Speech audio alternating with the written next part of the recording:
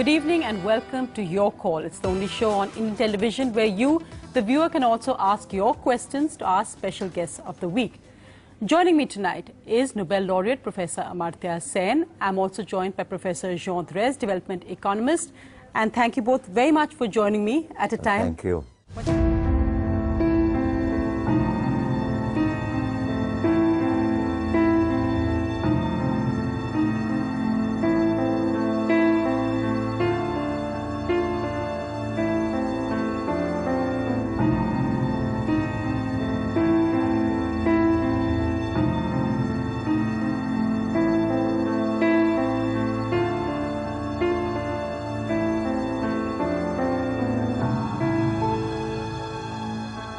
When there's an interesting debate going on in India on the whole growth versus development issue and the need for a second phase of reforms.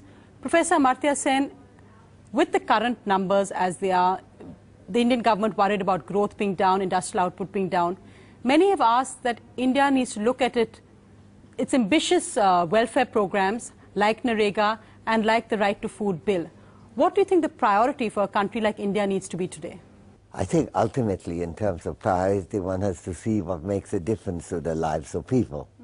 And so growth is, after all, important for the sake of something else. Namely, it generates resources which could be expended sensibly, when it is sensibly spent, on enhancing human lives, education, healthcare, various programs of intervention, undernourishment being handled by food, being available relatively cheap, and so on.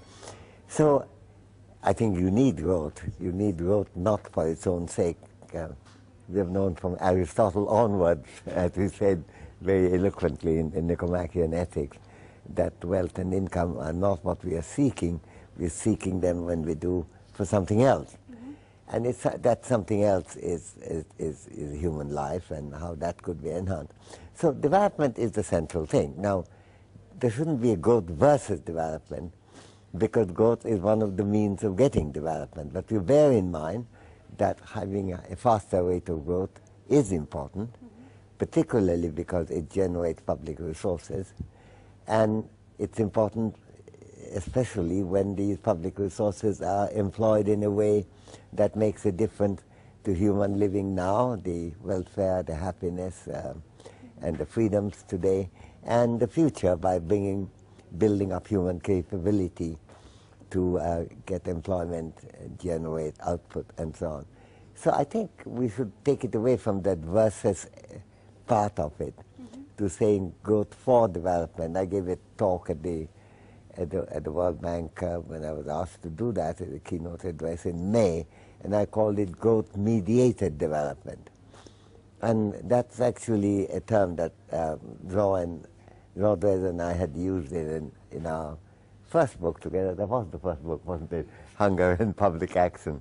And so that's the line I still would like to take, I think. Professor Dreze, really your work on hunger, why is it, do you feel, that in a country like India, the recognition of the fact that such a large amount of our population actually goes hungry and how that should not be acceptable is so hard to get across? Because you've seen the kind of resistance there has been to how much is too much in terms of even for the Right to Food Bill. Right.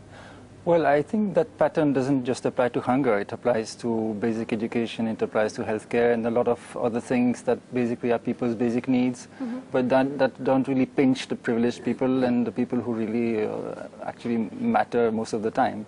So I think that's basically, this is nothing new. This is an aspect of Indian democracy that was well understood right from the beginning, for example, by Dr. Ambedkar. And he saw that as the basic challenge of Indian democracy, of bringing people's basic needs to the foreground. And I think that's going to be a constant battle as long as we have massive inequalities, whether it's inequalities of wealth, of caste, of gender, all compounding each other.